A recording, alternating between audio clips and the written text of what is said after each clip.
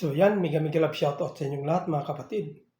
Welcome back to my YouTube channel. So, for today na naman po, magluluto na naman po ako ng ulam. Ito po ay isang tilapia na ginataan. Pero ang tawag nito sa amin ay picadillo. Ayan, tingnan nyo ang aking mga sangkap. Ayan, ito po ang aking mga sangkap. Luya, bawang, kamatis at saka sibuyas at aking tilapia. At saka yun po ang aking pichay.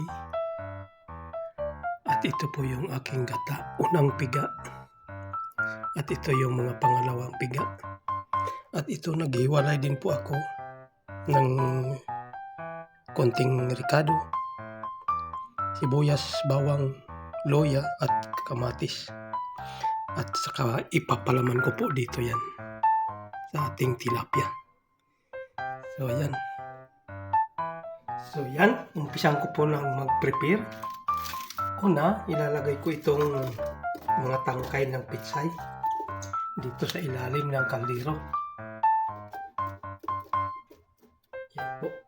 At saka po itong mga ricado, yung natin bawang, luya, yan, at yung sibuyas. Papailalim na po natin yan. At saka ito pong kamatis.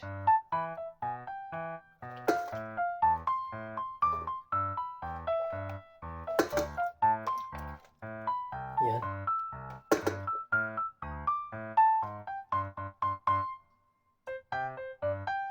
Yan. At ngayon, ito naman po ang isusunod ko. Yung hiniwalay ko na sibuyas, bawang, luya at saka kamatis. Lalagyan ko po ito ng gata. Ito po yung unang piga ko kanina. Kunting gata po. Yan. At saka maglalagay po ako ng bitchin. Kunting bitchin dito. Yan. At saka asin. Yan. Paminta na durog. Yan.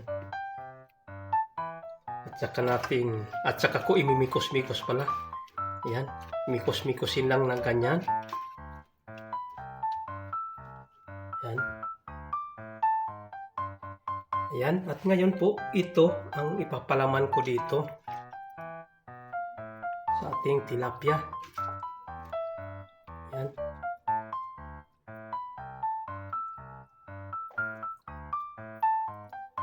Dalawa lang po ito. Tag-isa po kami ni Mrs. na tilapia.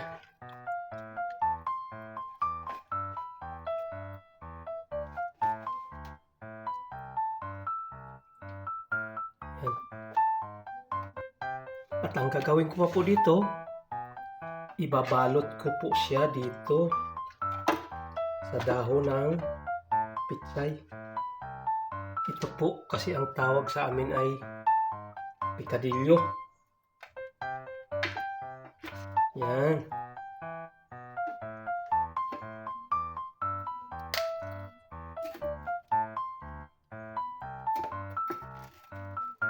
Para hindi mabuka yung ating tilapia. Yan. Ganyan lang po mga kapatid ang pag-prepare namin ito.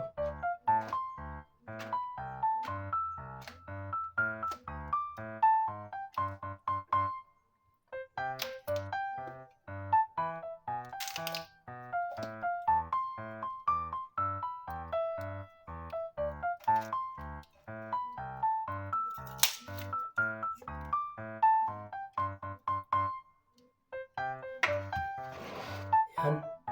At saka po yan ipapatong dito sa ating kaldero.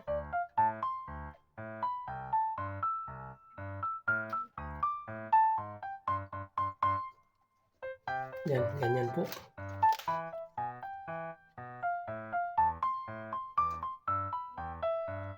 Yan, okay na po. At itong gata, saka ko na ilalagay.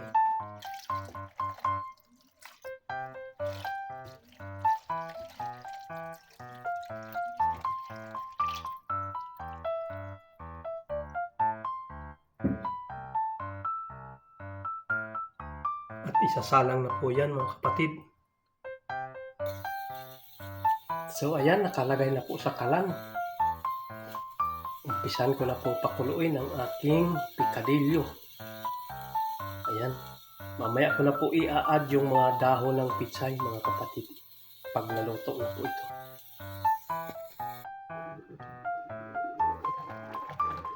So ayan, kulong-kulo na po siya. Maglalagay na po ako ng konting asin para malasa na. At saka pamintang durog po, konti. At saka konting bitsin din po. Ayan. Tatakpan ko po ulit. So ayan, medyo bumaba na po ang ating gata. Ilalagay ko na po itong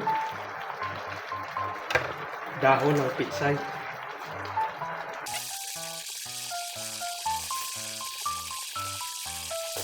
At saka po itong kakang gata, ito ang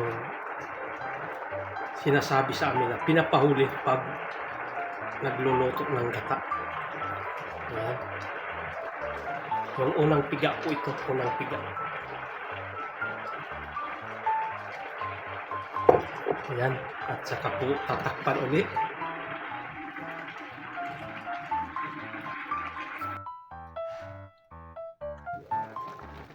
So ayan, luto na po ang aking ginataang tilapia, pikadilyo.